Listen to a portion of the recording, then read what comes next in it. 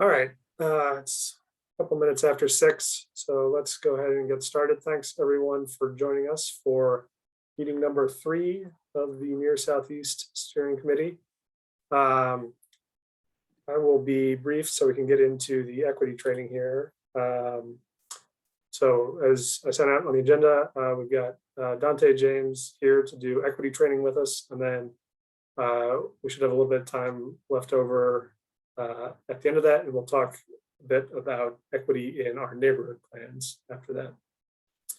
And so with that, I want to introduce Dante James, who, well, I guess he can introduce himself a little bit, but he is our equity expert here to give us some training in how to think about equity and incorporate that into our planning.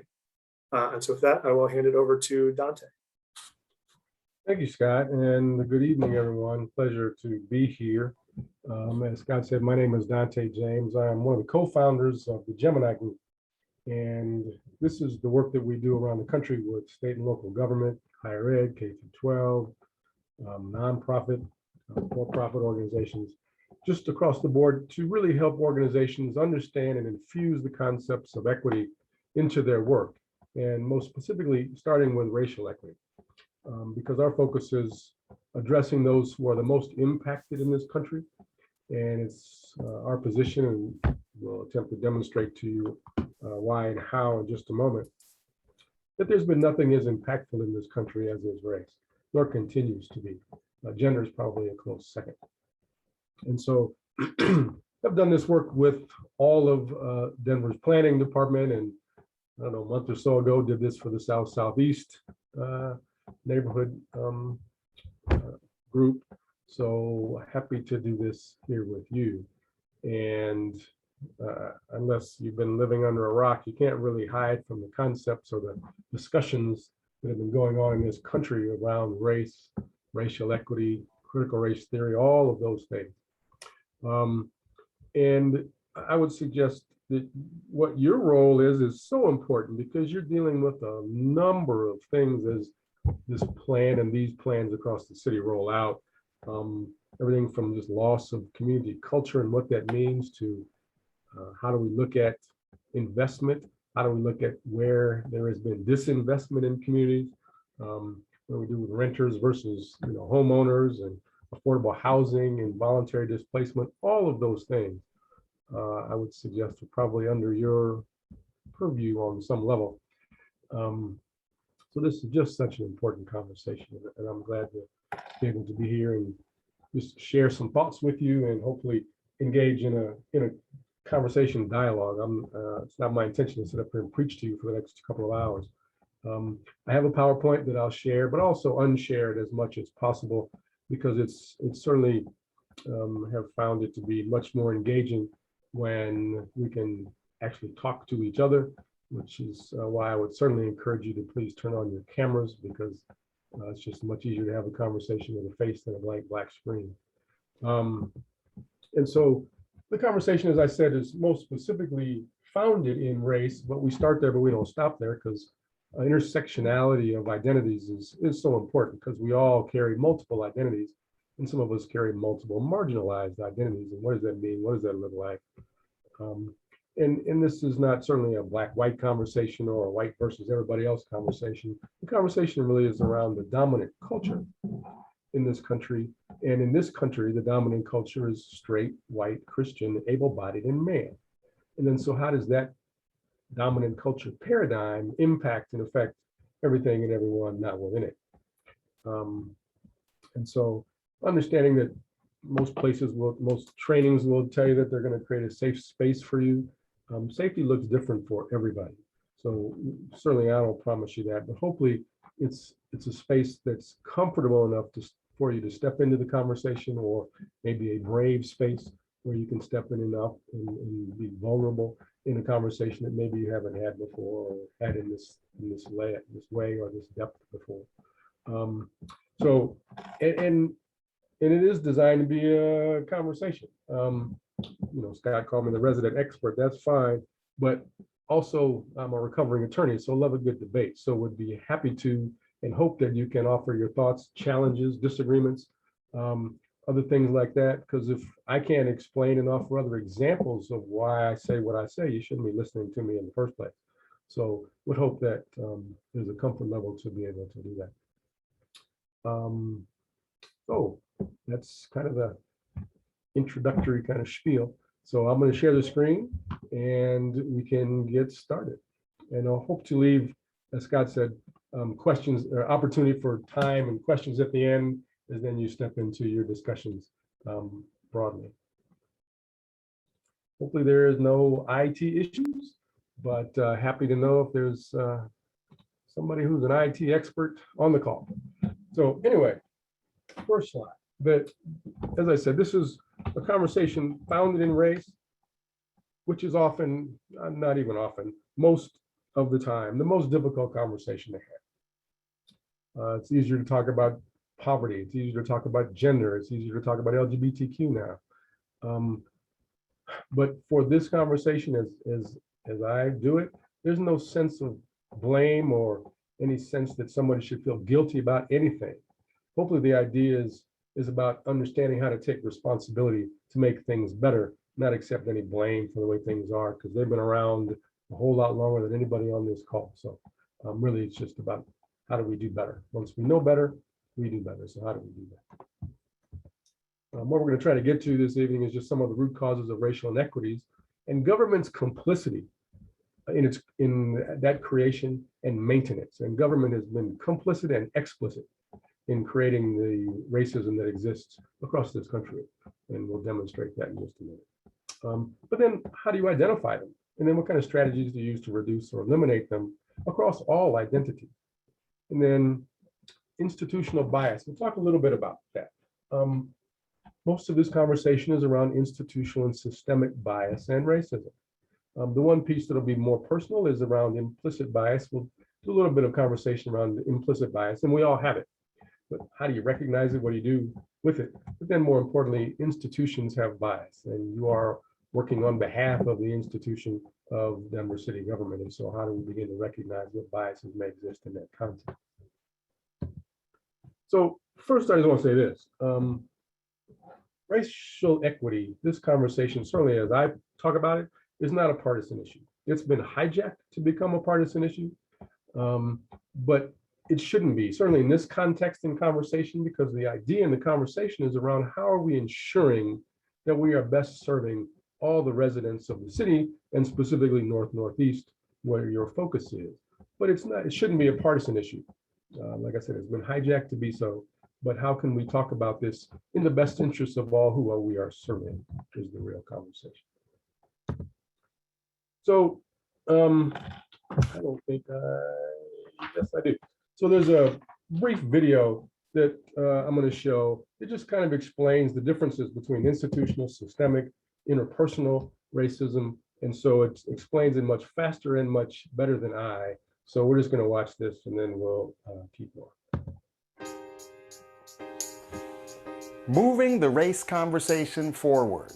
You've probably noticed that when our news media talks about race, when they talk about racism, when they talk about racial justice issues, they quite often talk about it all wrong. But have you ever tried to quantify exactly how and why the media gets it wrong about race and what we can do to fix it? Well, there's a new paper published by Race Forward entitled Moving the Race Conversation Forward that sets out to do just that by compiling nearly 1,200 articles from major newspapers and cable news outlets and systematically breaking down the most common mistakes we fall into when we talk about race. And in their research, Race Forward identified 7 harmful practices, the 7 most common bad habits in media coverage of race, as well as recommended strategies to get us back on track. And I recommend reading all 7 for yourself, but right now I want to focus on just one of the biggest traps that racial justice conversations fall into, which is our tendency to focus too much on individuals instead of systems. Because when we talk about race, when we talk about racism, when we talk about racial justice, it's important to remember that there are levels to this thing. There are at least 4 different levels of racism that each need to be considered. The first level is internalized racism, which is all the prejudice, bias, and blind spots you might have within yourself as an individual. The next level after that is interpersonal racism, which is what happens when we act out that internalized racism on each other. Those 2 levels, the internalized and the interpersonal, are the 2 individual levels of racism. And those are the simplest ones to focus on, the easiest to recognize in our day-to-day lives, the ones we spend most of our time talking about, but I'm here to tell you,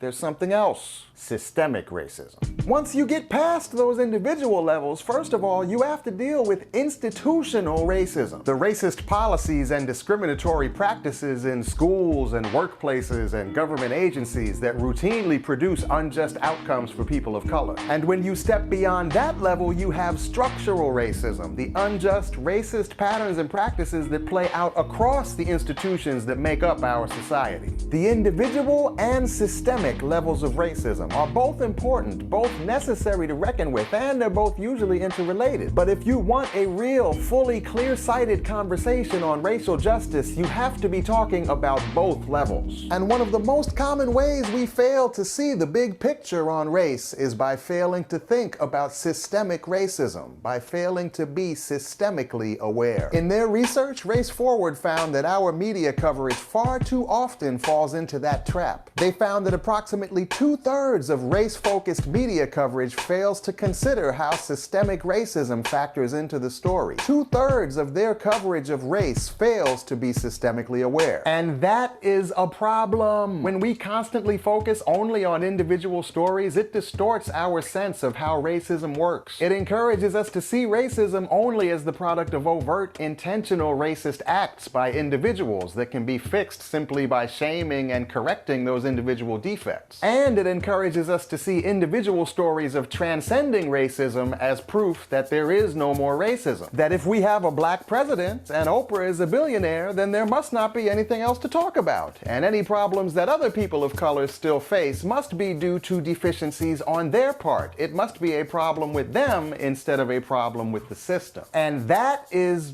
no, just no. We cannot have a real, thorough conversation about incarceration rates for people of color, about the thousands of families torn apart by our immigration policies, about the perennial disparities in education, housing, healthcare, employment opportunities. We cannot have real talk about any of the biggest issues that affect us all as individuals if we are not also thinking about the systems involved. We cannot have a discourse that brings us closer to racial justice without being systemically aware. So next time you listen to the news or read the news or watch the news or surf the news, you should take a minute to ask yourself, is this coverage systemically aware?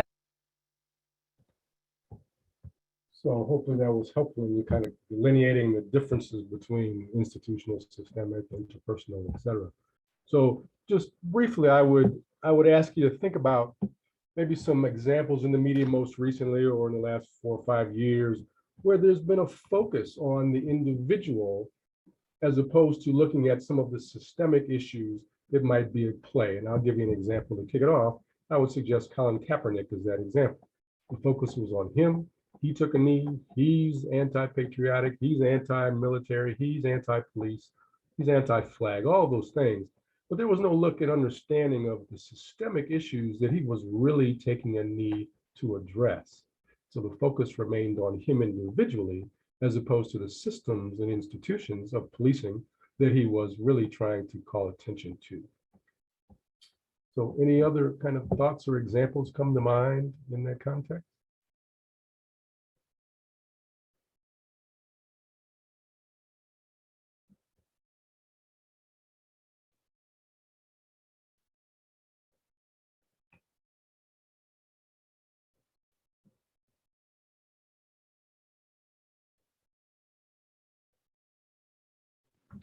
Well, as Paul Cashman, Dante, for me, while not immediately related to race, the same concept with homelessness, I find people just pointing at the behavior and just hysterically demanding that the behavior change without looking at the system that's created the situation. Very true. Great example. And I think, well, I don't know, I haven't seen the data lately, but a couple of years ago, the data was that the largest growing population of homeless were Black women and children, with children. So again, what are we looking at? Focusing on that individual or that individual family who can't pull itself up by its bootstraps, whatever that might be. Sure. As opposed to your point, the systems that may be creating some of that. Yeah, and growing up, I remember always hearing about the welfare moms. Supposedly, some lady in Harlem, where, bilked somebody, and they always focus on the people who are oppressed rather than the oppressors. Which was a debunked story. Yes, sir. Thank you, sir. Any other thoughts or examples on that? Yeah, hi, this is Kathy Guile. I was thinking, and I cannot remember the name of the young gentleman that was running. I think it was in Atlanta that thank you, the three vigilantes killed him. And I think the stories did focus a lot on them as racist versus a system that would allow citizens to do that to other citizens in their city and suburbs. Yeah, no, great. And the DA, I think 2 days ago, was indicted. Oh, yes, you're right. Failing to do her job in following up on that murder. Absolutely. So again, systemically, she was part of that institution in the criminal justice system, but there was no focus at the time anyway on her and her actions and failure to prosecute.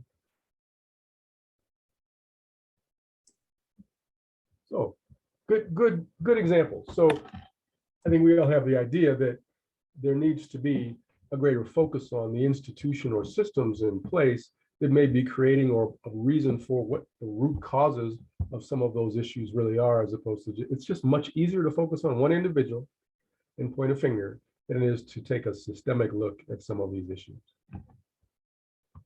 So I'm going to share the screen again, and we're going to keep on going.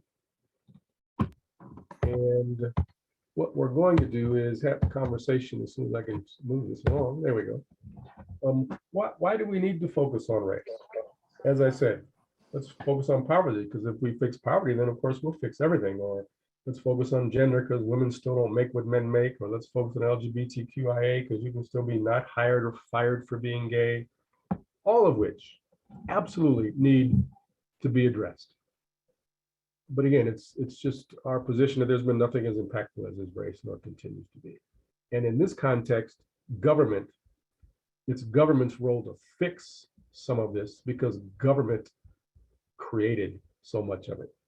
And so what's coming up is a brief slideshow of some of the legal and legislative decisions in this country that have been based purely on race, as the answer to the question, why do we need to focus on race in the first place? Because, the more we talk about race, the more division we create. We're just making it more divisive. Let's stop talking about it and it'll all go away. So there's no sound to this, so we're going to watch this and then we'll have a conversation.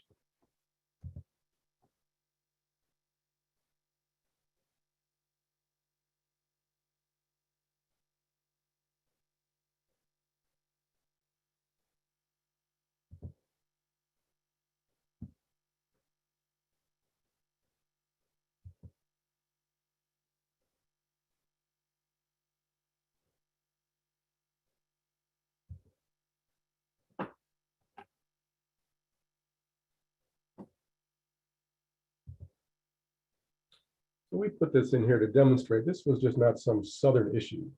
Oregon was the only state admitted to the Union with an exclusion clause in its constitution that said Black people can't live nor move into the state. There were already Black folks living there, so it couldn't kick them out.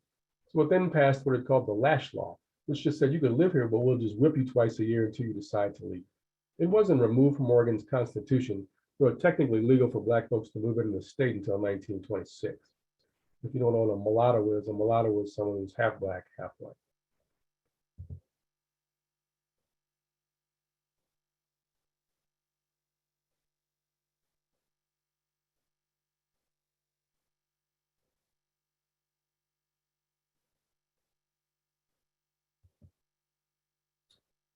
And I'm guessing most of you know this is not a true statement. If you read the second half of the phrasing of the amendment, the 13th Amendment did not abolish slavery. It provides for an exception that says you can still be made a slave as punishment for a crime, or if you're under the jurisdiction of the criminal justice system.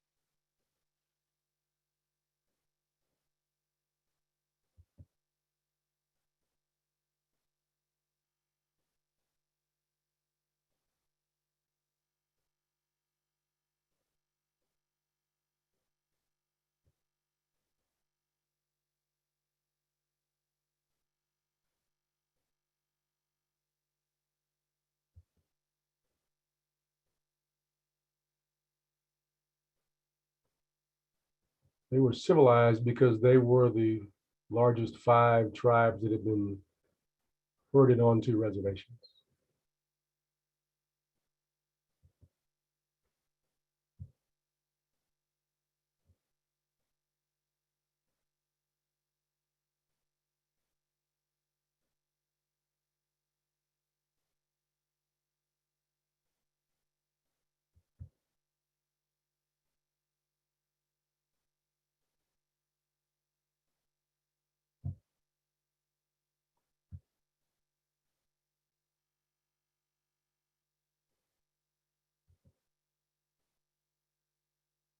So Sing Tin was Indian and denied citizenship. The court said, even though you're a Caucasian, which I'm guessing that you all know, there is no scientific basis for race at all. It's a legal and social construct.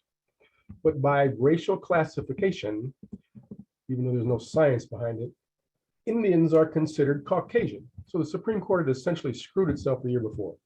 So they said, even though you're Caucasian, if you read the decision, the court twists itself in knots to describe why you may be Caucasian, but because of your religion, your language, your hairstyle, your way of dress, no one walking down the street would ever consider you culturally white. So therefore, you still can't become a citizen.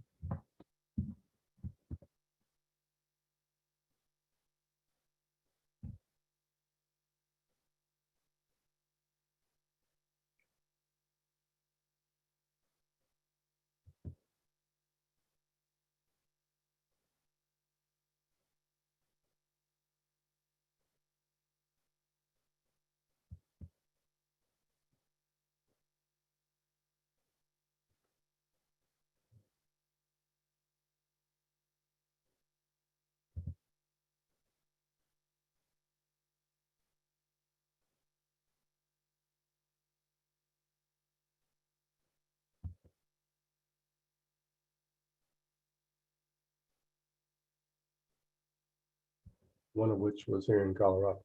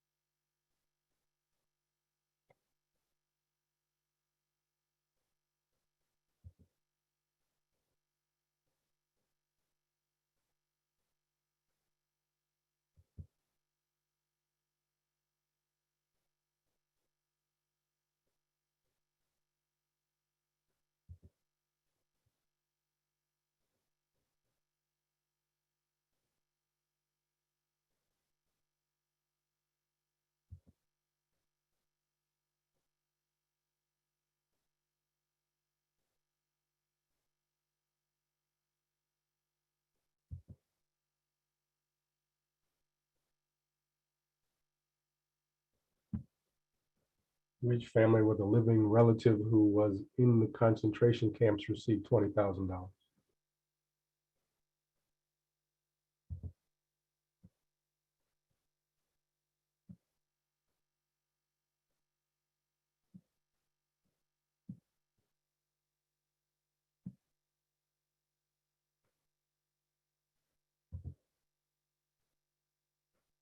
So this was the case that allowed Texas, Georgia, and so many other states now to do what they're doing in creating efforts to disenfranchise so many voters, or making laws that make it much more difficult and restrictive in order to vote.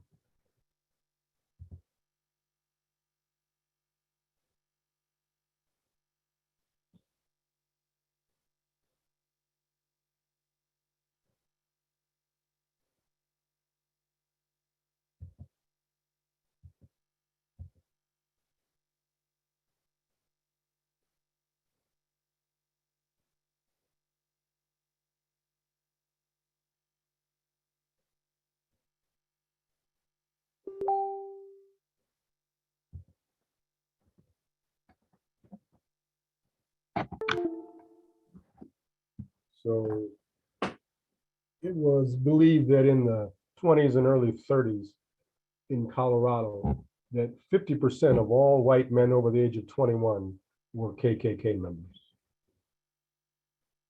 And the Klan's focus wasn't, not to diminish it at all, but it wasn't hanging people and burning crosses.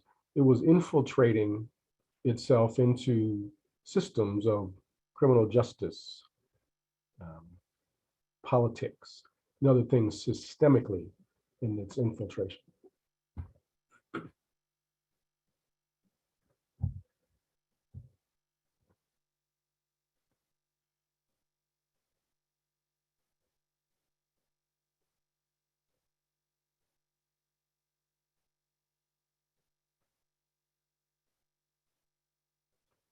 So this may have some bearing on your work. Back in the day, this was court upheld. And if you have an older home, maybe in the 60s and before, there's probably a restrictive covenant in your deed.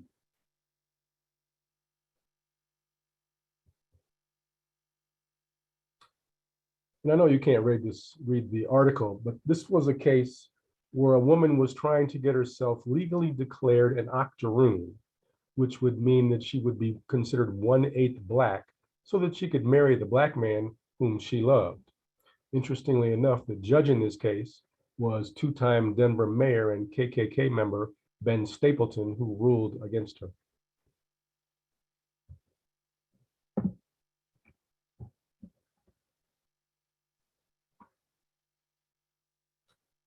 So this is not some new conversation that planning or anybody else decided would be important to talk about. We've been talking about race in this country since before it was a country. Racism was baked into the fabric of the creation and maintenance of this country, brick by brick, law by law, legislation by legislation. And if we're going to undo it, we need to undo it in the same targeted, focused, strategic, unapologetic way, or else we're just going to keep playing hopscotch one issue at a time. And I would suggest this conversation with you and the work that you're doing to address zoning and other types of issues is a way to do that. So typically, this is a 4-hour training. So we're squeezing a whole lot in 2, and we would put you in small groups and have some conversations. But I'm just going to pause and offer you an opportunity just to describe maybe what was new, surprising, or impactful to you about anything that you just saw. What might have been new, surprising, or impactful to you?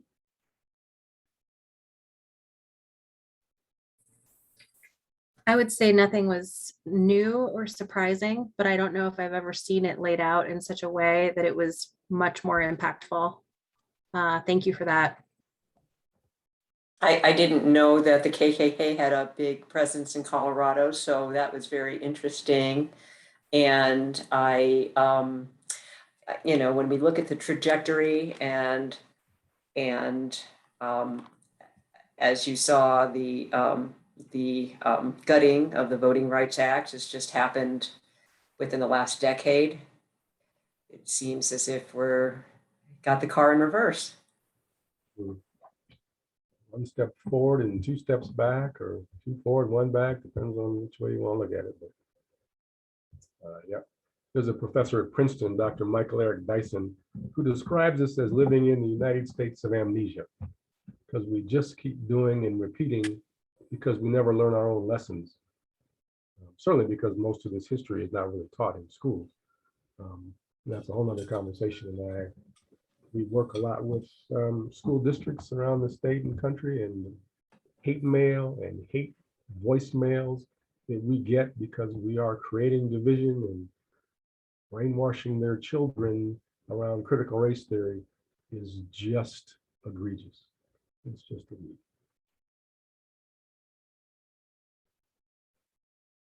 Any other thoughts on what you saw, or maybe patterns that you saw, or anything like that?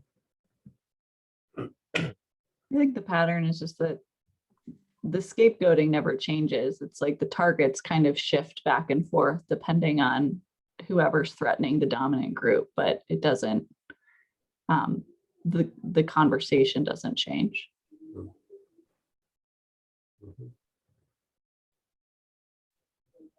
That's like, whose turn is it next?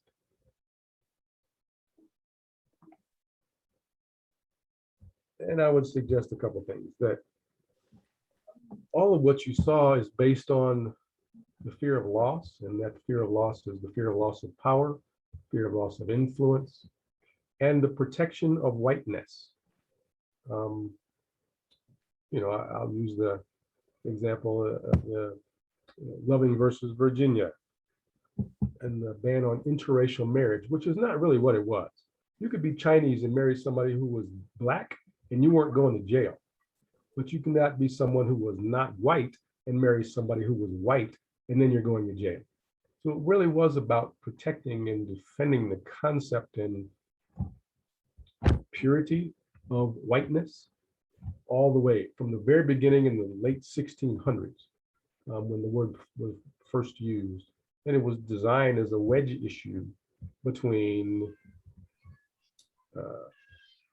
lower income, or my brain's not working, lower income white, or those who were indentured servants, and enslaved or free Black folks who were beginning to coalesce against the wealthy white male landowners, because those are the only folks who could own land.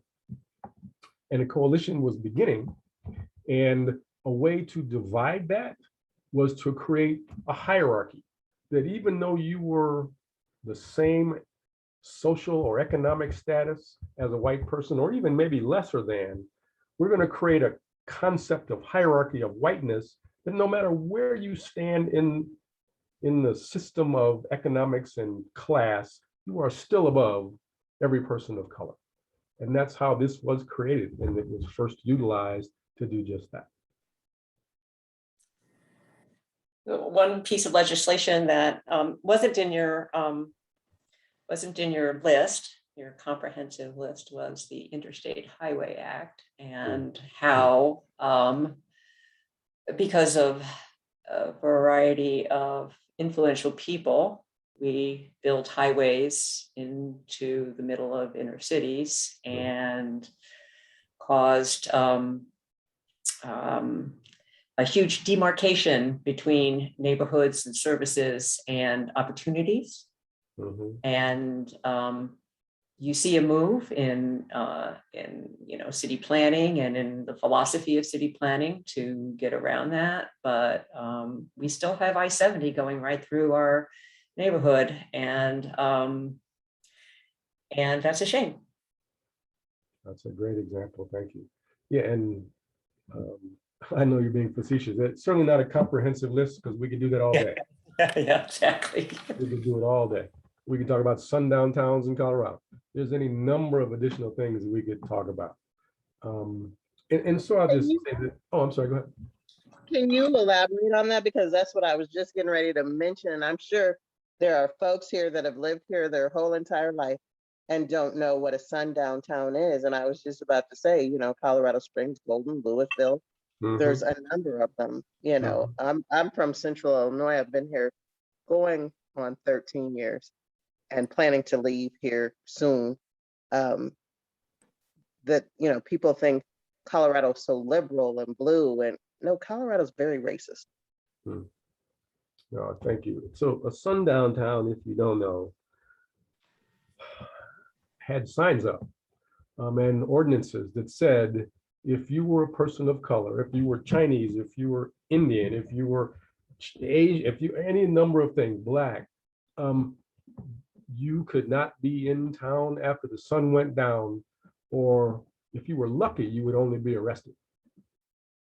So you can imagine the unlucky component of that. But there were quite a few of them across and around Colorado, eastern Colorado. But I mean, Loveland, I believe, was one. I mean, so you've named several. So as an example of Colorado and its own history. Yeah. So I'll suggest this. One, it's not just a history lesson, because some of this is very recent, but it's still very real to so many folks who you are going to engage with and represent. Black folks know their history, Latinos know their history, Natives know their history, Asians, Japanese know 9066, right?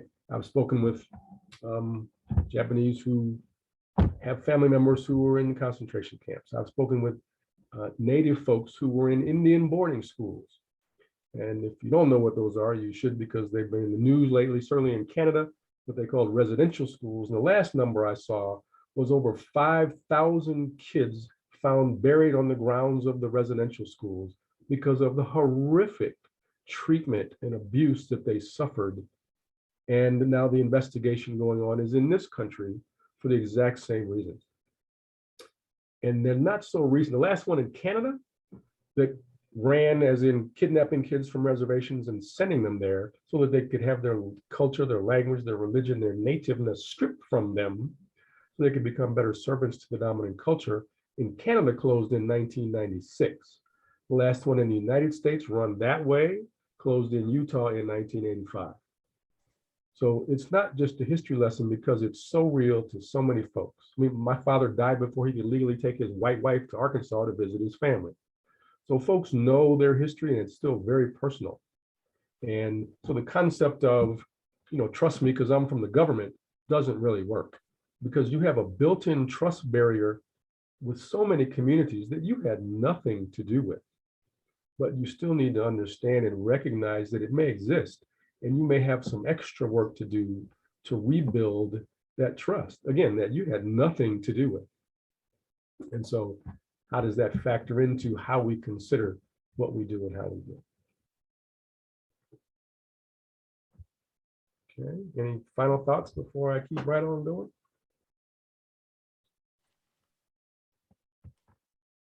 All right, thank you. Good conversation and examples. So continuing on to the title of this session, what is equity? There's all kind of definitions and descriptions, and I'm guessing Denver has its own through its own Office of Equity.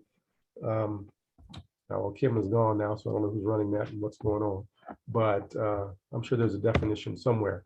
But this is our working definition of equity. Simply that equity is achieved when one's identity cannot predict the outcome. Equity is about outcomes, not intentions, because the road to hell is paved with. And so how are we ensuring that we're looking at outcomes, not concerning ourselves with intentions? And this is also not about opportunity or access, which are absolutely important to improve outcomes. But you can provide me with an opportunity to access your program, your grants, your institution. But if the interior aspects and infrastructure still has bias built into it, still has that institutional racism because the ghosts of all that you saw still exist in some of the policies and practices, just because you let me in doesn't mean my outcomes will change at all. So by looking at outcomes, you will then be best able to determine how well we're doing and how well maybe we're not doing and what do we need to look at to do differently. So this is probably the most famous picture. There's nothing wrong with equality, but you don't treat all your friends, your family, your clients equally because they all need something different because they're all different. And if the fences represent barriers to equity, And the game is whatever that success is, which would be the creation of your plan in the best way possible. What kind of resources, what boxes are being allocated or reallocated to be able to best do that? If the fence is a law or regulation you have to comply with, it's not going to go away.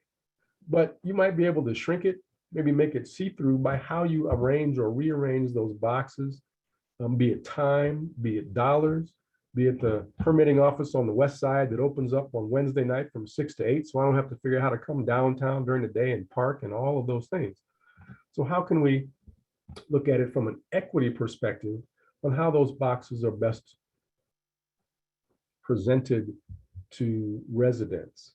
And I want to be very clear too. I use the term residents, not citizen, because we can talk about, citizen of the world, but that's not how it's understood.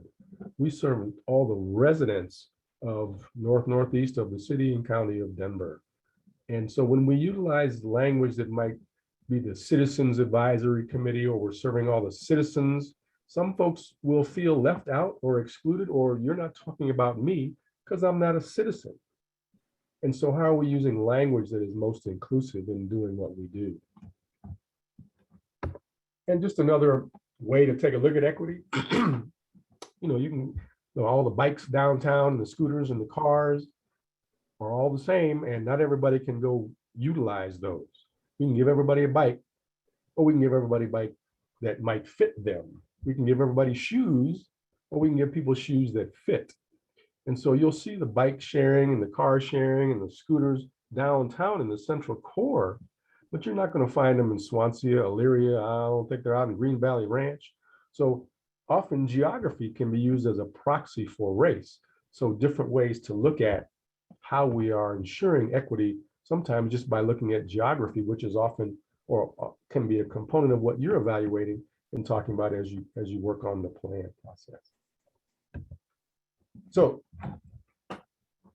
just I'm going to pause for a second and just see if there's any examples that you can come up with or think about where there may be barriers to that you may see in terms of planning in the planning department and whatever that might be, that are barriers to achieving equity.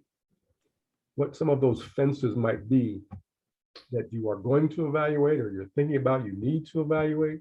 Can you identify maybe a couple of those fences in this work? Yeah, when we legalized marijuana a number of years ago, we set up the zoning so that largely communities of color, lower income areas were impacted the most by the presence of the businesses. But the way things were set up, the ownership of the marijuana industry in Colorado is very largely white. And there was no effort made until very, very recently to involve communities of color in that industry. Very true. And I won't go into details, but the I don't know what it's called now. I was fortunate or unfortunate to sit in on a couple of the meetings that were being held early on about trying to find equity in the cannabis industry. And I was appalled at the conversation from city staff. And I didn't stay, I was invited to come. I think I went to 2 and then I was done because they didn't want to really hear much that I had to say. But how do we look at that? I think that's a great example in some of those policies, practices, the program itself. What are the outcomes of it? And I would suggest the outcomes are not really good. Yeah, after years of arresting communities of color in huge numbers for marijuana violations, we set up a system that leaves them out. It was a outrageous injustice. Yeah, I worked with the councilwoman in Oakland who brought forth Oakland's initiative that is on some level a model. So many of our communities of color and immigrant communities, we talk about them having food deserts. Mhm. And so this lack of investment in, what are really basic needs. So, if you don't have access to healthy food, you're not a healthy person, and you're not going to be able to, achieve maybe what you could achieve if you were better served by in investments in that realm. Mhm. Mhm. Yeah. Absolutely. The other thing I wanted to bring up that I think is extremely relevant to this particular, to the near southeast area planning initiative, is the fact that, in recent years, as Denver's been going through its development boom, and we've seen neighborhoods gentrify, we have large developments coming into previously lower income areas. And, we were lucky to get 10% of the units built classified as affordable, Mhm. and not always at the AMI levels that really reach down into the people who long lived in those communities. Fortunately, change in state law gives us a little bit more flexibility moving forward, but it's still going to be a wrestling match. Mhm. Mhm. Yeah. Yeah. And Paul, I think what you bring up brings up a related issue, which is the coded language that's used for opposing density Mhm. in neighborhoods that are, predominantly and historically single family homes. People talk about parking and whatever you want to talk about, but oftentimes when you really listen, it's about the fact that a lot of people who live in dense environments have less money, or are sharing and so it's something that I've noticed that I think this group should pay particular attention to, and neighborhoods around here. I've seen that discussion happen a lot. Mhm. Yeah, no, great.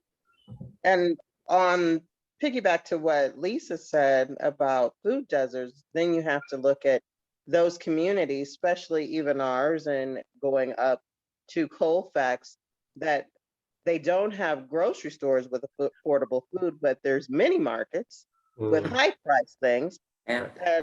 as well as fast food restaurants, plenty of those. And then you can go into even the advertising that's allowed to put up. Let's see how many menthol cigarette billboards that can go up in communities of color, and entice people in that way to Mhm. unhealthy lifestyles. Yeah, about 20 years ago, I lived in Five Points. And across the street from me was one of those little markets. And I was over there getting something and was just looking around. I wasn't buying my meat from there. But as I looked, every package of chicken, because that's all, I don't eat red meat, every package of chicken was expired. I went to the manager and said, here, take a look at this. Excuse me. Oh my goodness, I just can't imagine. The whole thing. I went back the next day and there was a for sale sticker across the date on each and every one of those packages. So it wasn't like they were going to get rid of them. They were just going to sell them cheaper. So, and we could talk about 5 Points, and now it's River North, which is a whole nother conversation. But if we're not considering the historic disinvestment in communities to evaluate how and where we should invest, then we're expecting everybody to be starting at the same place. And so we're just going to start equally and then look at investment, as opposed to, we have to take a look at the historic components and the historical disinvestment in so many communities and consider that as a metric for how do we evaluate and prioritize where we're going to start. Great conversation, great conversation. We could do this all night, I think, but I know you want to get out of here. So let me share the screen again and we'll keep right on going. Where am I at? Here we go. So switching gears a little bit. So we have a little awareness test for you. You get to practice your counting. So we're going to watch this and then see where we go. This is an awareness test. How many passes does the team in white make? Go!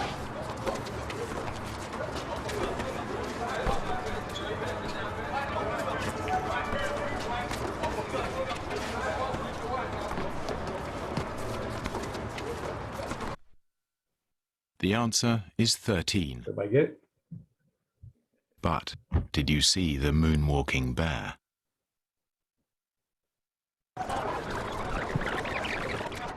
Go!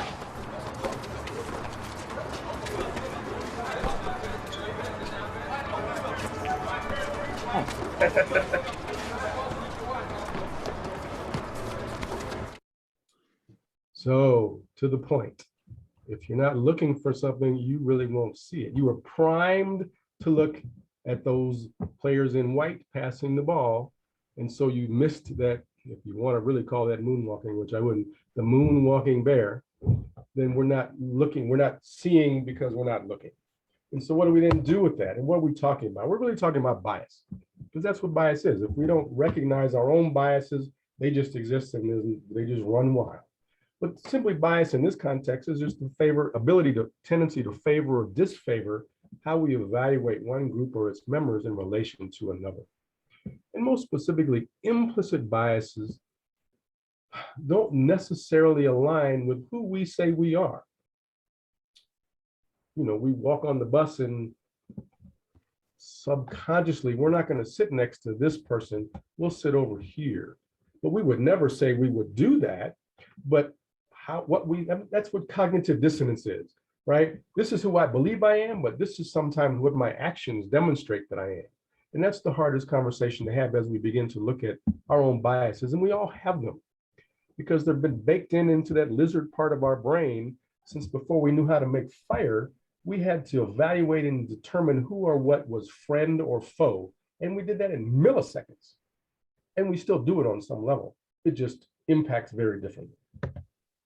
There's always two parts of our brain working, the conscious and the unconscious brain. The unconscious brain is always working in the background, right? It collects 11 million bits of information per second.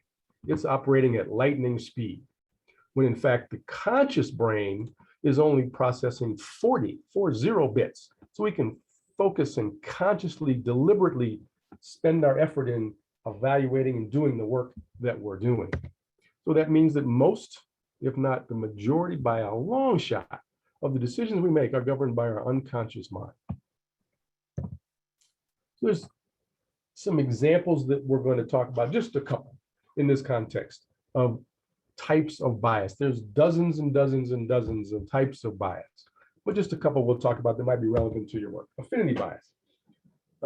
We all have an affinity toward certain groups of people. Nothing wrong with that. Those who look like my cousin, those who maybe went to the same college or the same high school, they play baseball, golf, swim, whatever that might be. And we have the same type of, we have an affinity for them.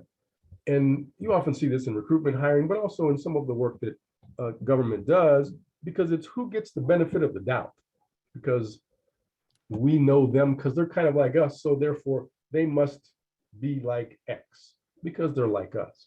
And so who gets that benefit of the doubt is the real question. Then confirmation bias.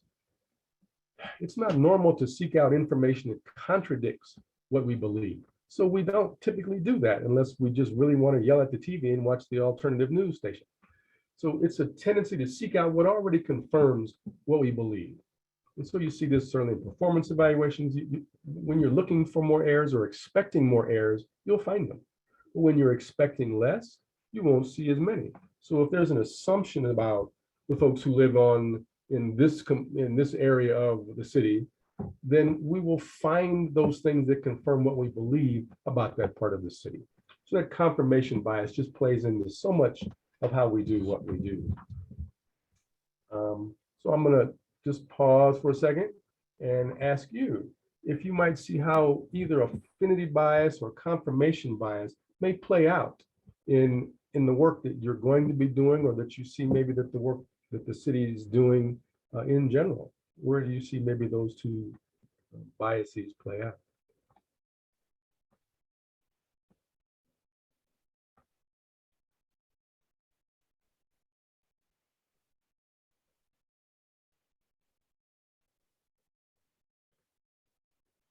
Well, I think with affinity bias, there's a tendency for people to move to neighborhoods where people are like them and stay in neighborhoods where people are like them and build businesses for people who are like them. And, you know, it's, I think that's something that happens a lot in neighborhoods. Mhm. Yeah.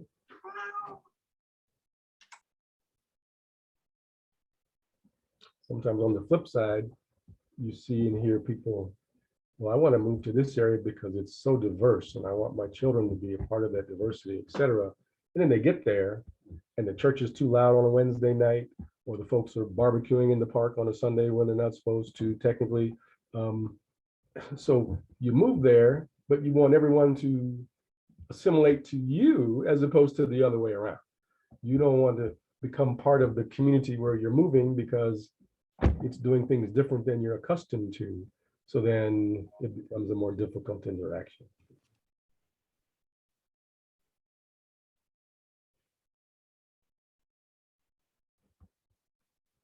Okay, I'll keep right on going for a second. So where do we get them? We get our biases from the time we're born, from the cartoons we watched, the dolls we played with, from G.I. Joe to Barbie, to the TV shows, to the church, the mosque, the synagogue, whatever spiritual spiritual entity that you follow. All of those things create our biases that we just walk around the world in. And media is just so huge.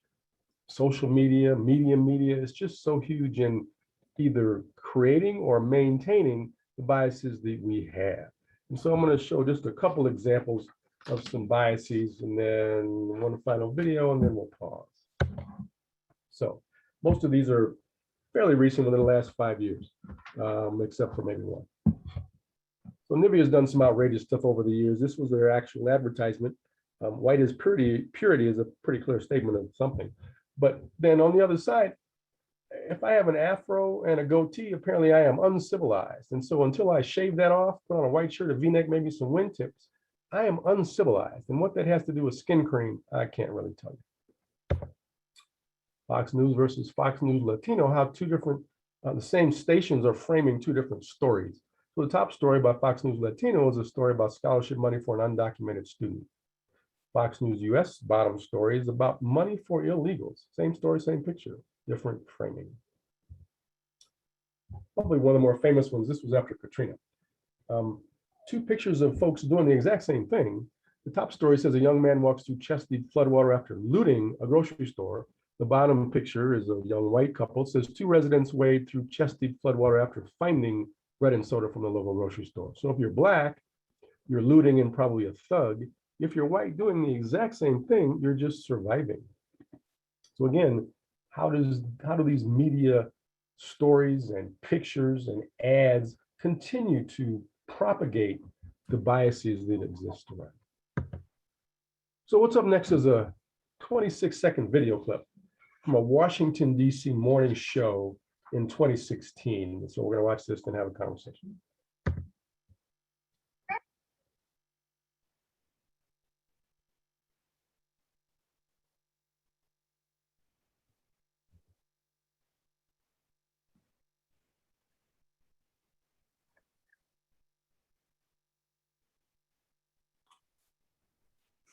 Dante, we're not getting the sound on it this time. Okay, let me do it again. Maybe I didn't press the right button. 1 second. It shows that it's pressed. Doggone it. Try one more time. Sorry. Not that I'll walk you through it.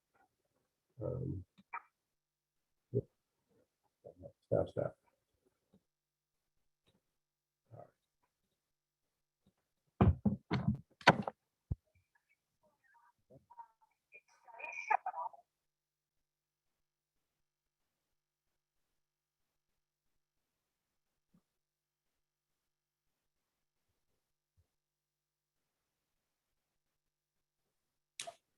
I don't think we're still not getting it. Okay. So I'll just pause it and describe to you what's happening, which is a story about the most beautiful face. And the description of what creates or supports the most beautiful face is the nasal tip rotation, and they give the certain number of degrees by which that is the most beautiful nose. Okay. And then you begin to see the reaction from the two Black folks sitting on the couch. I'll just play it so you can see it.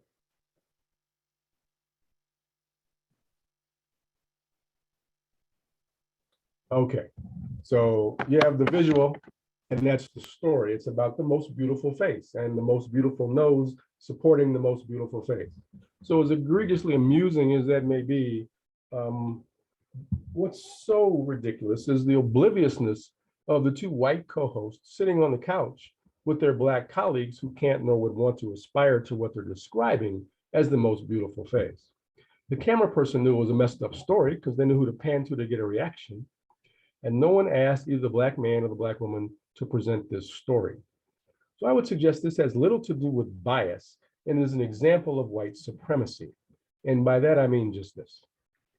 White supremacy has nothing to do with violence. A white supremacist is one who believes in the violent maintenance of white supremacy and is running over people in Charlottesville and slicing necks on trains in Portland, Oregon, and covering themselves with swastika tattoos. But white supremacy is simply whiteness as the default for all things normal, professional, beautiful, intelligent, etc. So by example, it's only been 4 months since Band-Aid decided it needed to rethink its flesh-colored Band-Aids because they look nothing like me. I imagine most of you can remember the flesh-colored crayon in the Crayola crayon box and how lovely and pink it was. When you walk into the restroom and put your hands under the faucet and the soap dispensers that you don't have to touch, those are based on light refraction and infrared. The darker your skin, the more it absorbs light. They had to be redesigned so that they worked for darker skinned folks. And I'm not that dark, and I still have to go from sink to sink sometimes. So clearly, no one was in the design phase or the testing phase of that product. So, wow, this works great for all of us. Let's put this out. It hasn't been that long since we've had Disney princesses of color. Idris Elba can't be James Bond because James Bond can't be a Black man.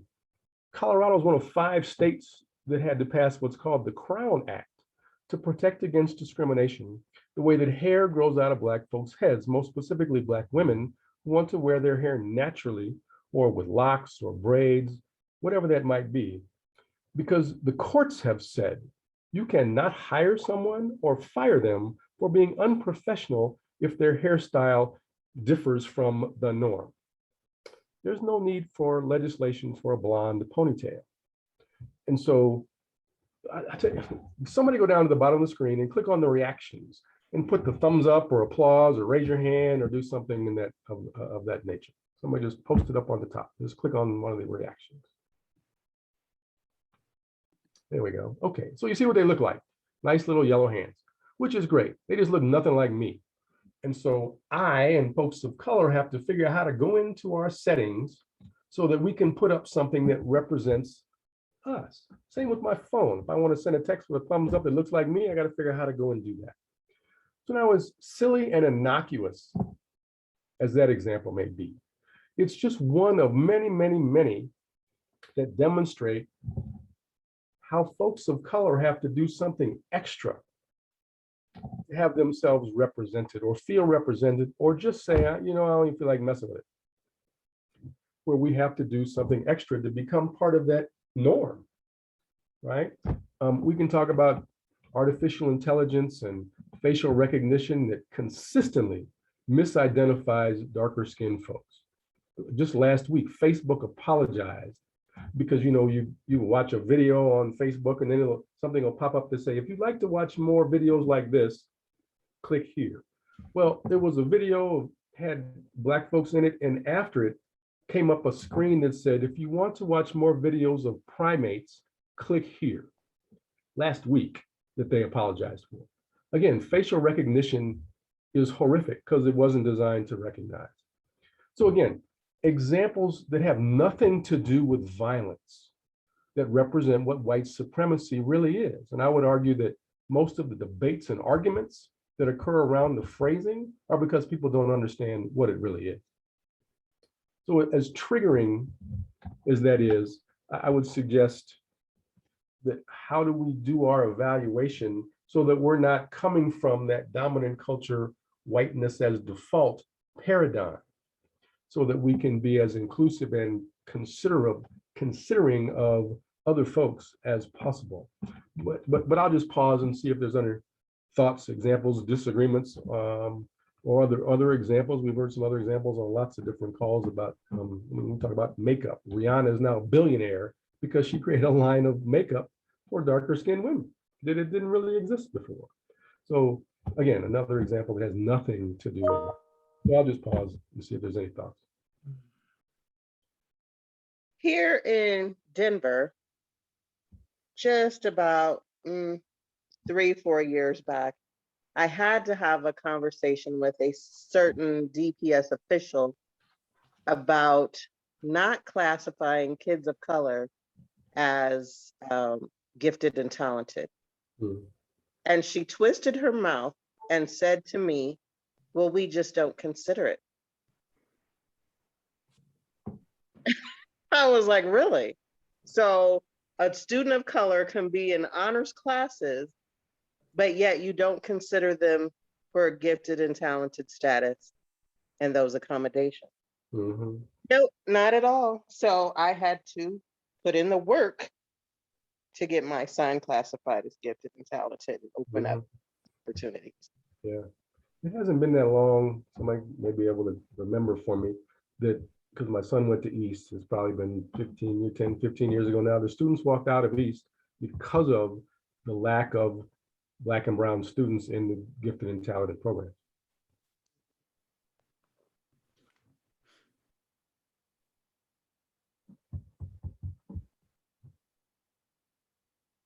I guess this one's a personal one, and I'm sure it happens here as well. I'm originally from Australia, but I'm part Burmese, part Aussie. So I'm not blonde, blue eyes, white, fair skin. So even back home, people would go, oh, but where are you from? And I was born and raised there. And I've heard similar stories of other people in the US with different backgrounds having similar experiences. Yeah, it's called a microaggression. Just the assumption that you're not from here, you're from somewhere else. You know, you're not one of us. So absolutely asking that, the context matters, right? If I don't know you and I ask, you know, where are you from as a kind of one of the first questions, why? So context matters in some of those interactions and conversations, no question. Thank you. I was on a Zoom call last week with my video on, and a white man said, I can't really tell from your voice, but are you African American? Because I thought you were Indian. Okay. And it was his business. Why? You know, because he felt the need to make it his business. Right. Yeah, all of those things. I don't see color unless you're blind. You see color, right? And it just eradicates who I am as a person because it's part of my lived experience. I mean, all those things. That's a different trajectory, so I won't go down that road. But oh, I could get you started, so I won't. No doubt. So anyway, so just any chance for final thoughts on the idea of white supremacy and how it might play out? I have a very personal experience, though, I'd like to share. Sure. I'm an architect by trade, and my apologies. I'm unfortunately unable to view the video, so I'm only joining by phone. But I've had an instance where I got into a conversation with a contractor who's very much a friend and someone who we equally respect each other. But and this is going to ruffle a lot of feathers, but there's always a conversation about school choice.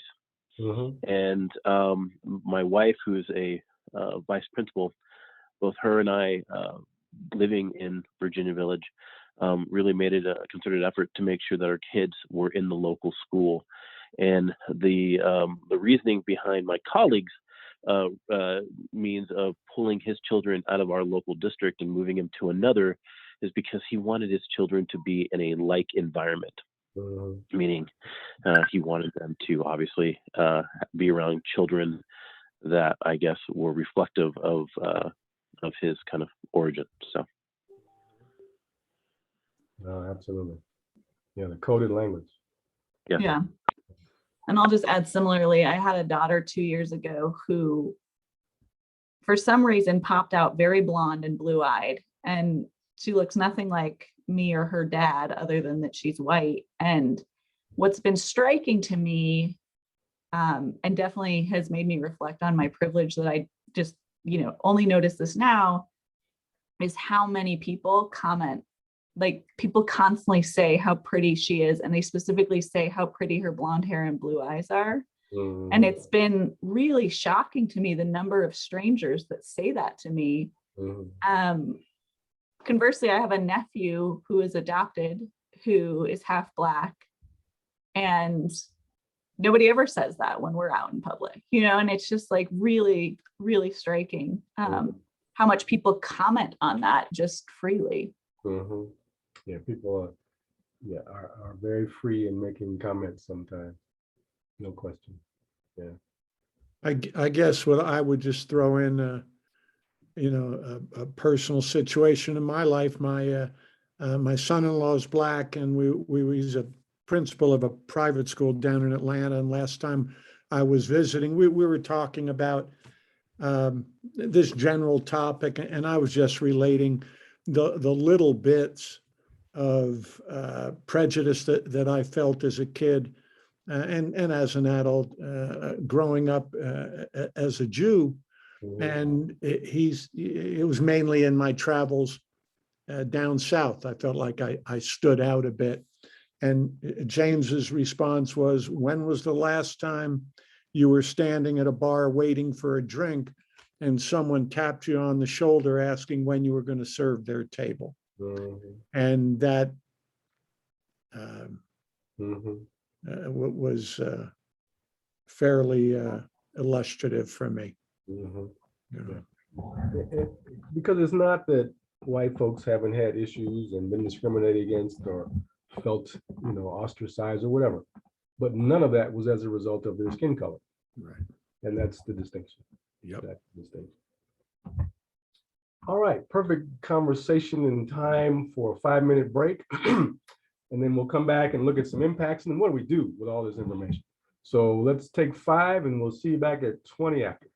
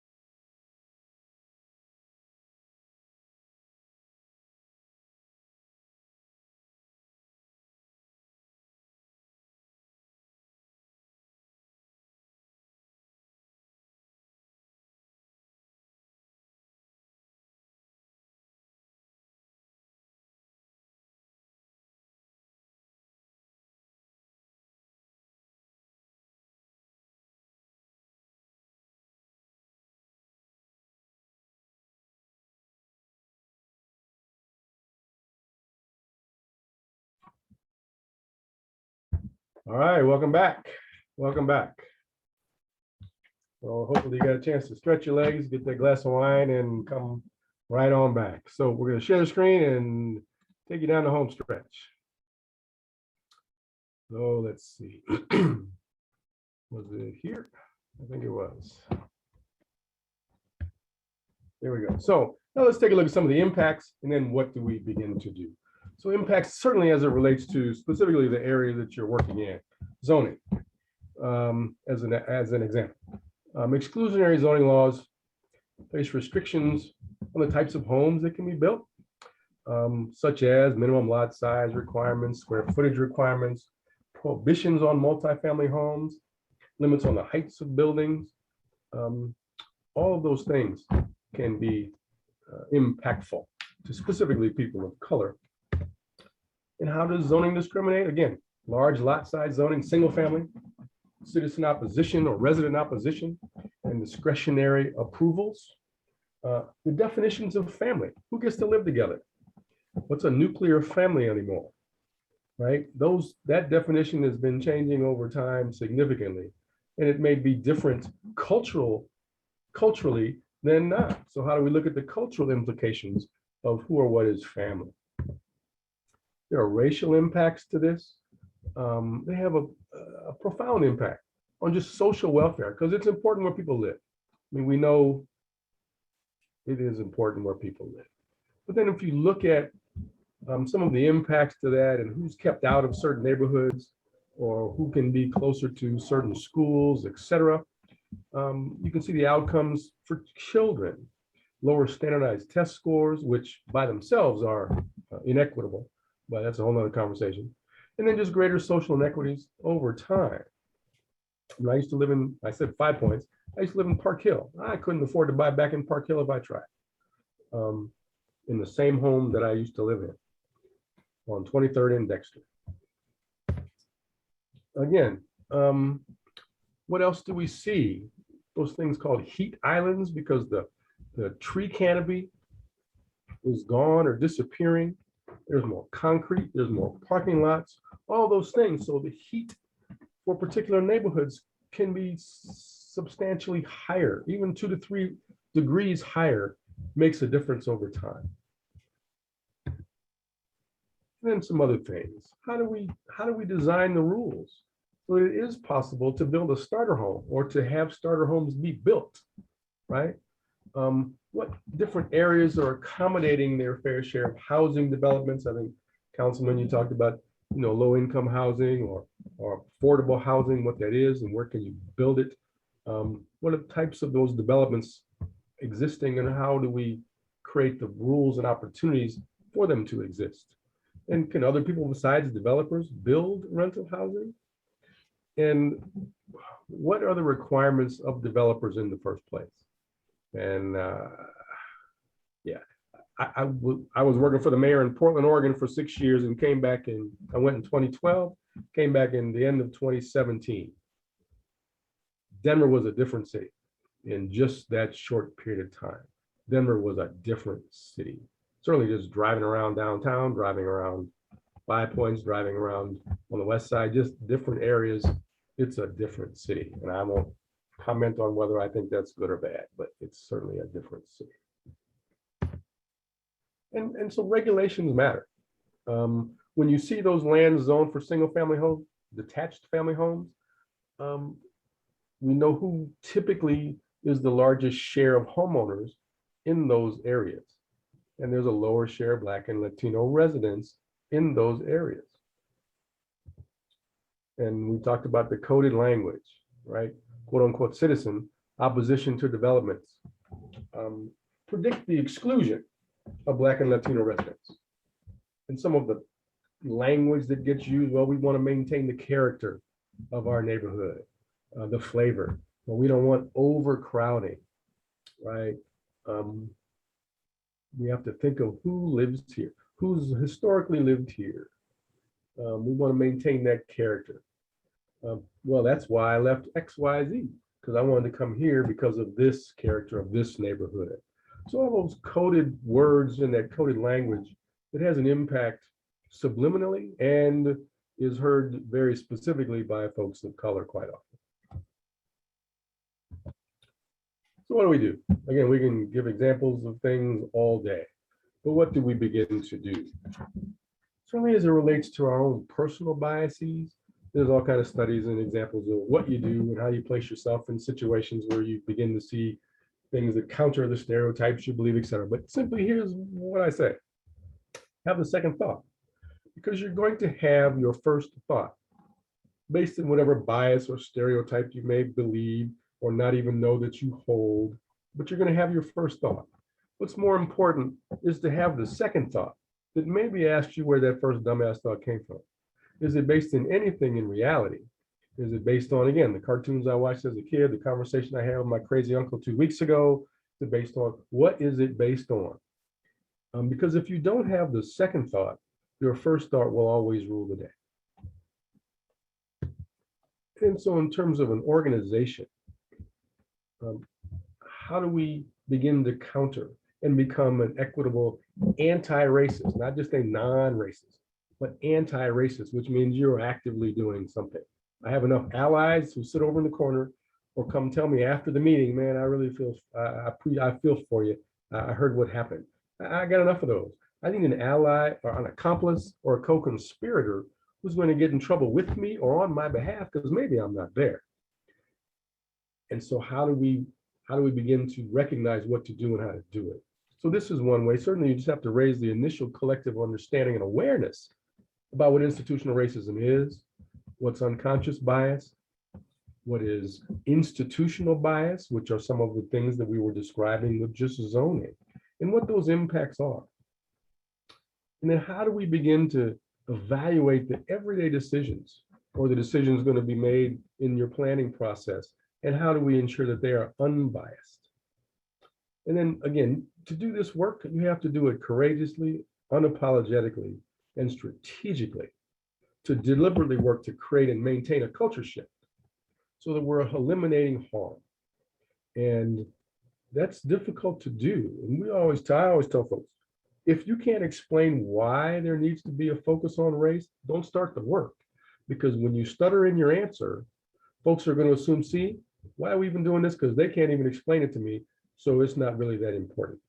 So practice that elevator speech on why do we need to focus on race? And the slideshow is one example of why, because the outcomes for people of color in this country and in this city definitely still show disparities based on race and ethnicity. And then how do we begin to implement and what kind of strategies? Well, to the point, we have to operate with urgency and accountability because people are being harmed every day. We're talking about homelessness. People are being harmed every day. We're talking about housing discrimination. People are being harmed every day. But you know, housing discrimination was made illegal in 1968, so it doesn't exist anymore, right? We know better. We know better. Use some type of framework. In this context, we're talking about a racial equity framework, but if you think back to the definition, where one's identity cannot predict the outcome, you can plug any identity into this. I mean, you're going to evaluate impacts to those with a disability. You're going to evaluate impacts to those X, to those Y. So how do you put a framework on that to evaluate? Then I'm going to give you a tool in just a moment. Be data driven. You have to have data in order to do this work so that you can see where there are disparities and where you might need to focus the conversation or the work. And just because there is a disparity doesn't mean that there's anything that's happening wrong. But if you don't begin to interrogate the why, then you'll never know the answer to the question. So if there is an outcome that clearly shows a disparity or one that is not one you'd like to see, how do you begin to work backwards to determine what might be maintaining that status quo? Build organizational capacity, which is what this is. You're building the capacity of this group to do this work. And then there are organizations, community-based organizations that are doing this work in community. How do you partner with them? How do you hear from them? How do you begin to maybe engage and hear from them, which is often the hardest part for government to do? You are community members, and you're not all city staff. So on some level, you are the representatives of the communities that you are a part of, but there are organizations that are also doing this work. Is there any value in reaching out to some of them that do transportation focused on communities of color? Because they exist. I know they love working with them. So just different community-based organizations that are doing some of this work. And then what does success look like? Well, first of all, just the creation of this common language and understanding of the why and the what in terms of the equity. Changes, you'll see changes to existing policies and practices, but there'll be a true shift in the culture and the climate and institutionalizing this work throughout the organization, which is as the work that we did with the planning department writ large was designed to improve and increase and institutionalize that equity throughout the department, which then gets you to hear in their recognition, not that they didn't have it before, but the recognition that this type of group needs to have this type of conversation to ensure the equitable outcomes are in fact happening. And then so an equity lens, what is it? What do you do with it? How do you do it? It's just a critical thinking exercise. But if you don't know what questions to begin to ask, you often get stuck knowing where to start. And so for us, it's just a series of 4 questions. We've seen them, it's 15, 20 questions. It takes a PhD to use and nobody's going to do it. Versus some very basic questions that you can begin to ask. And we've given these to folks all around the country. I had some, city council, school boards that put them on their coffee mugs and set them on their dais while they're sitting there evaluating, doing what they do. So the first question is simply similar to having the second thought. What are the assumptions underlying this policy, practice, procedure, this approach? Why do we think this is the best way to do this? Or maybe we shouldn't do it that way because why are we assuming we shouldn't? So what are those assumptions? And can we articulate what those assumptions are? How might this policy, program, practice, process burden communities of color in this context specifically? But again, substitute any identity into this that you want to evaluate what those outcomes and impacts may be. How do we involve those most impacted in the decision-making process? You are a part of that, but that's for government, the hardest thing to do. Because government, we're a government, we know how to do this. We know what's best for the community. We know where we should put the bike lanes and the bioswales and all of those things. It's what we do. It's the most difficult thing often for government to do. So the fact that you are here engaging in this is an important component of this, because you and the communities you represent will be most impacted by whatever it is that is the outcome of what you do. And then finally, what are then some strategies for reducing or eliminating the negative impacts that you begin to identify? So there's no data in here, but you often can't answer these questions if you don't know the data. And disaggregated data, not just aggregate data, but what is the disaggregated data? We work with departments or cities, and they'll put out a community survey and say, well, we get great marks. The 85% of the community says we're doing a great job, or the police department sent it out the survey to the community. 85%, we're doing a great job. So my question is, do you ask the demographic data of who is answering the question? And most of the time the answer is no. Therefore, you have no idea how well you're really doing in some of the communities that you are supposed to be serving. So getting that disaggregated information is actually very, very important. And so this is the equity lens that I would suggest you can apply to doing what you're doing. Certainly, number one, what are the assumptions why we think it's best to focus on, transportation hubs in the central core of the city? Why is that the best way to do that? Transit-oriented development. Why is that the best way to do that? Is it the best way? Maybe it is, but why are we assuming it is? So what questions are we beginning to ask? How do we interrogate the process of our thinking to ensure we're doing the best way? So where's my share? There it is. So I'm going to pause. That's for the most part the content of my presentation, but would love to engage with you in some of these conversations or answer any questions, partner with you for a moment. I did this work specifically in Portland, Oregon, with their 25-year strategic plan. and a lot of the same types of issues and concerns and approaches to doing this work. Lots of questions and assumptions that were made that shouldn't have been made. But once we begin to interrogate those assumptions, it provided a whole different lens and very different outcomes to some extent in that plan. So I'll just pause before I give it back to Scott and see how we can have a conversation that might be informative for you. Do you have any specific suggestions of things that we can do to better plan?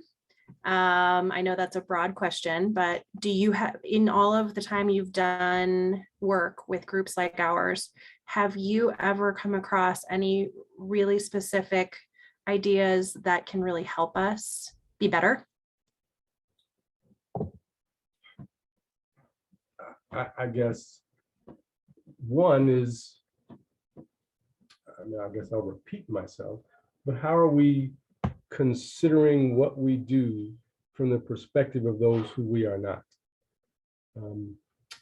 How do we look at this from the immigrant family that doesn't speak English as a first language, that has 3 different generations living in the home?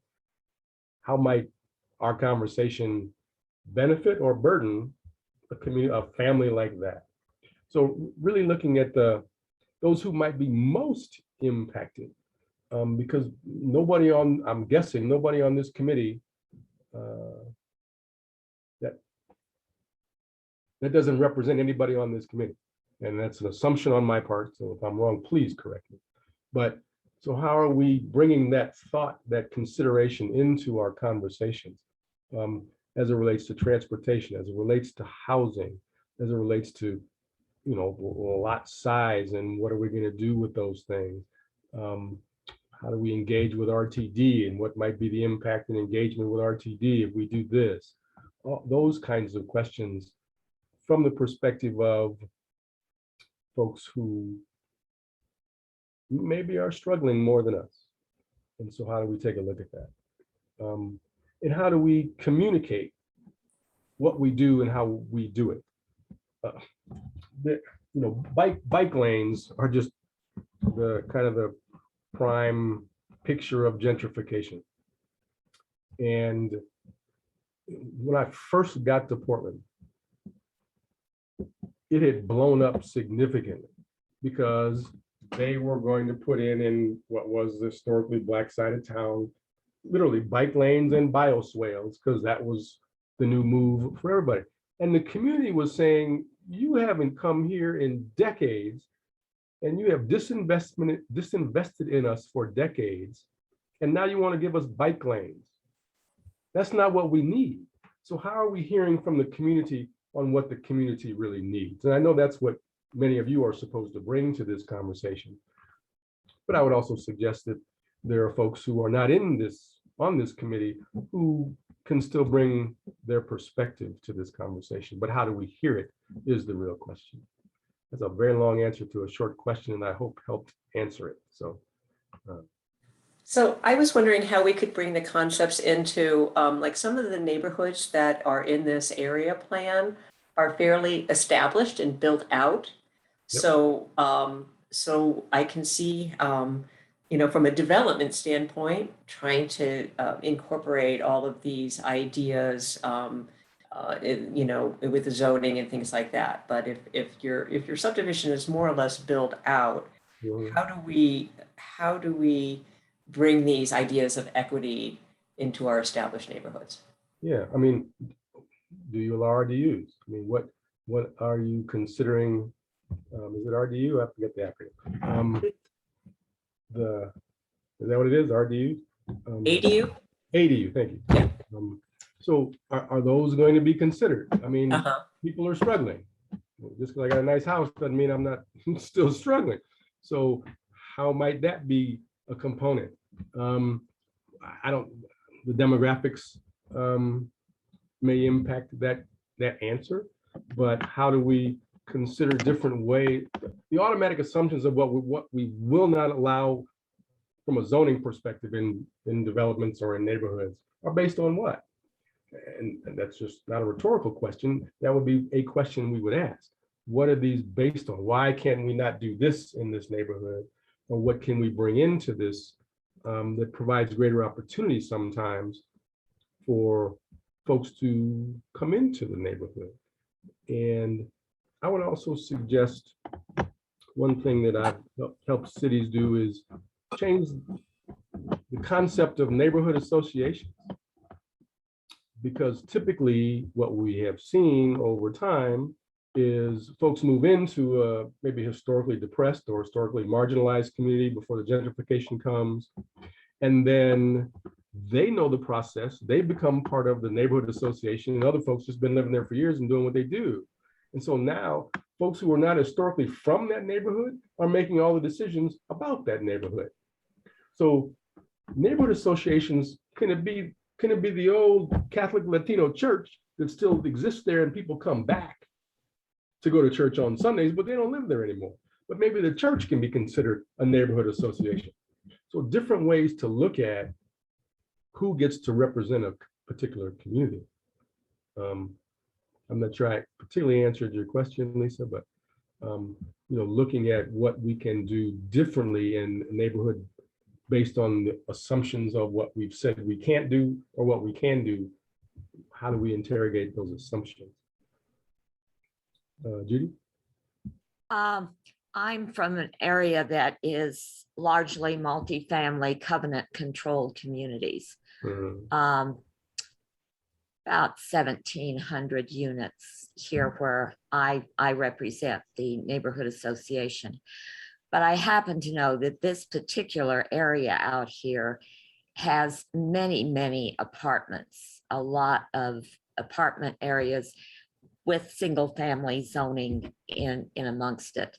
But having worked this area for years from a political aspect, working with the idea that we had a lot of apartments here, difficult to communicate with people when you're working on an election, so to speak. They're already established, so I'm trying to figure out how we work with this, with these covenant controlled communities. I know here at least, I know that we have a mix in my area of Hispanic and Black living in my community here. And I know that they are living in other communities here as well. How do we make it better? How do we put this to work in these areas? Because you're going to be working with people that own these apartment complexes. You're going to be working with covenant controlled communities. No, that's a great question. And so I guess my question would be, do you know the demographics of owners versus renters? And how do the renters have a voice? Or are you just dealing with the owners of the building versus the renters have a voice? Well, I had a situation here that I'm aware of where it was a renter and a landlord, and the issue was an open garage door. And the garage doors in the community are supposed to be kept closed at all times. Right. But this particular unit, the man liked to sit in his garage, and apparently, I don't know if he couldn't smoke in the house, but anyway, he would smoke in his garage. Mm-hmm. And of course, there was a brouhaha from the board about it, a couple of people. And they came back with a wonderful result to that, in which they went around the community and photographed all the various open garages and how people were barbecuing, having parties, doing this and the other thing with the open garage doors, which I thought was wonderful. And basically that settled the issue. No, that's a great result. And I have to say hooray for that, and hooray for them. But, you know, sorry about that. That's just an example. You know, here, I think in my community at least, everybody gets along really well. We don't have any problems, and we do have a mixture. So can I ask you if the HOA policy changed, or they just did away with the complaint against the one individual? That complaint just went away. Right, but the policy still exists. No, the policy still exists, yes, Right. because it's in our covenants. Problem is that open garage doors invite people to burglarize a home. And we just had an instance this past weekend where a man left to go walk his dog, left the garage door open, and somebody broke into the garage. Mhm. And they were headed into the house when they opened up the door to the kitchen, and there was a person standing in the kitchen, to which they turned around and left. But that's the reason for the garage door closing. This man was sitting in his garage, you know, that it was not open and unattended. And for me, I said, you know, maybe we should say garage doors should not be open garage doors should not be unattended. Because of the way the community is built, the garages give people access to other people. They all open up onto a driveway. The community is built so your house is very private. You know, you go in your front door, you don't see your neighbors, but you can see your neighbors with an open garage door. I don't know if that makes sense, but that's one of the ways I look at that. Right, and I appreciate your effort to add a modification, which would have been an equitable modification, I would suggest, that because the policy still exists. So, you know, I understand the safety issue, but from a cultural, humanistic standpoint, folks sit in their garage, smoke for any number of reasons, sit and talk across. Certainly with COVID, everybody wants to talk, but you can't sit next to your neighbor necessarily. So how do you do that differently? Right. So are there any considerations of those different implications? And one I would suggest is what you offered would be a workaround, still understanding the safety component, but also recognizing there may be different approaches necessary. Right, yeah. And that was my feeling. I feel like there's always an answer to a situation. And you can find it so that everybody is happy with the outcome. Right, because if the assumption is it's unsafe, it's only unsafe when it's unattended. Correct. If it's attended, then the assumption no longer exists. Right? So, right. But great example. I want to say thanks. I want to make sure Scott has time to do what he was going to do for you, but I truly appreciate your engagement in this. Hopefully it was helpful, thought-provoking, give you some new tools or ways of looking at what it is that you're going to be doing. And I certainly wish you much success, because it is so important as we continue to figure out what cities look like in the future and the present. So, and also who makes up those cities now, because people are always talking about, well, the demographics are changing. They're not changing, they've changed. Just usually cities haven't caught up to the change. And so how are we doing something to make sure that we are considering that change that is occurring and has happened to represent and best serve all the residents of our city? So I truly thank you for your engagement today. So thank you, sir. Thank you, Dante. That was really great.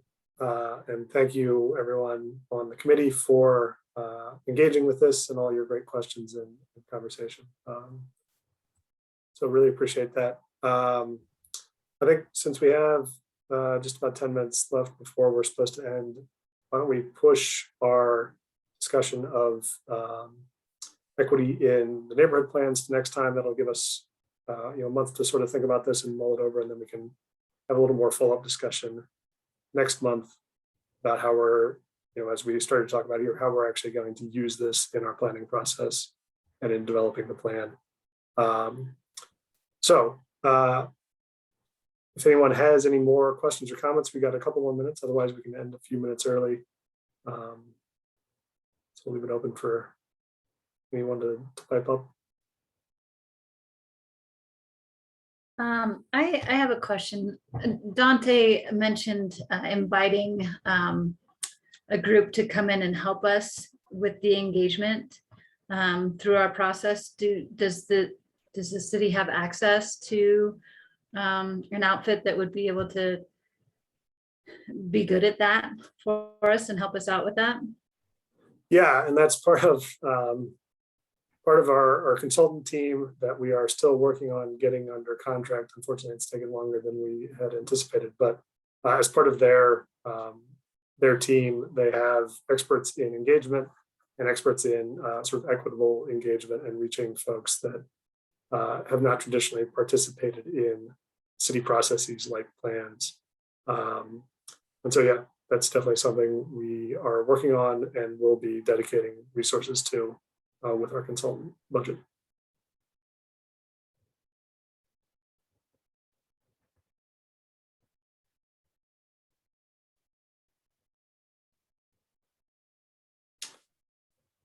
All right. Not seeing any more questions or comments. So why don't we go ahead and end it? Thanks again, Dante. And thank you again, everyone else. Enjoy the rest of your Wednesday evening. And we will see you all again in October. Thank you, everyone.